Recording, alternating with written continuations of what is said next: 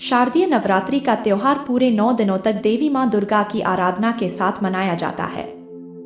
इस दौरान भक्तगण माता रानी के 9 रूपों की पूजा और व्रत करते हैं। नवरात्रि के 8वें और 9वें दिन यानी अष्टमी और नवमी तिथि को विशेष रूप से कन्या पूजन का आयोजन किया जाता है। इसे कंजक पूजन के नाम से भी जाना जाता है। धार्मिक मान्यता के अनुसार छोटी कन्याओं की पूजा करने से मां दुर्गा प्रसन्न होती हैं और अपनी कृपा बरसाती हैं, जिससे घर में सुख समृद्धि, शांति और सकारात्मक ऊर्जा का वास होता है।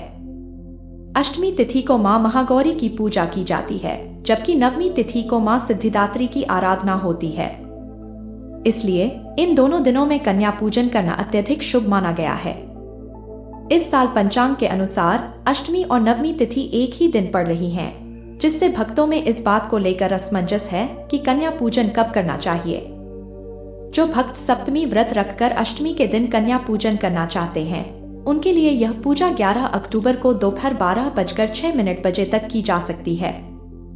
वहीं जो भक्त अष्टमी व्रत रखकर नवमी के दिन कन्या पूजन करते हैं, उनके लिए यह समय 12 अक्टूबर को सुबह 10:58 बजे तक रहेगा।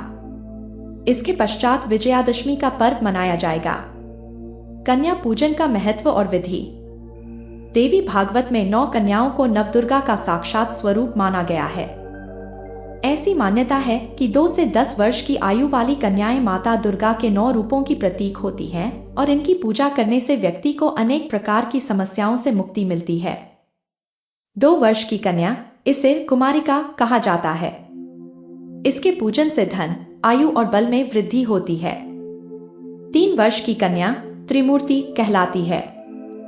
इसका पूजन करने से घर में सुख समृद्धि का आगमन होता है। 4 वर्ष की कन्या, इसे कल्याणी कहा जाता है। इसका पूजन करने से विवाह और अन्य मंगल कार्यों में सफलता मिलती है। 5 वर्ष की कन्या रोहिणी कहलाती है। इसका पूजन करने से स्वास्थ्य लाभ मिलता है। 6 वर्ष की कन्या, इसे कालिका कहा जाता है। इसका पूजन करने से शत्रु का नाश होता है। 7 वर्ष की कन्या, इसे चंडिका कहा जाता है। इसके पूजन से भय और रोगों से मुक्ति मिलती है। 8 वर्ष की कन्या, इसे शांभवी कहा जाता है। इसके पूजन से दुख और दरिद्रता का नाश होता है। 9 वर्ष की कन्या, इसे दुर्गा कहा जाता है। इसके पूजन से कठिन कार्यों की सिद्धि और असाध्य रोगों का शमन होता है। 10 वर्ष की कन्या, इसे सुभद्रा कहा जाता है। इसके पूजन से मोक्ष की प्राप्ति होती है और जीवन में शांति आती है। देवी भागवत के अनुसार 10 वर्ष से अधिक आयु की कन्याओं को कुमारी पूजा में सम्मिलित नहीं करना चाहिए, क्योंकि यह आयु सीमा मां भगवती के 9 रूपों की शक्ति का प्रतीक है। कन्या पूजन की विधि। कन्या पूजन करते समय घर में छोटी कन्याओं को बुलाकर उन्हें सम्मानपूर्वक बैठाएं। इसके बाद उनके पैर धोकर उनके माथे पर तिलक लगाएं। पूजा की थाली में चावल, फूल, हलवा, पूरी, चना और नारियल रखें और इन्हें कन्याओं को भोग के रूप में अर्पित करें।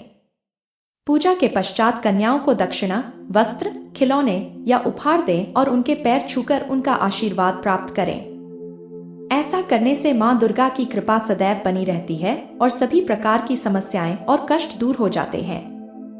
कन्या पूजन के पश्चात कन्याओं से थोड़े चावल के दाने लेकर घर में चारों ओर छिड़के। यह माना जाता है कि ऐसा करने से घर में सुख समृद्धि और खुशहाली का आगमन होता है।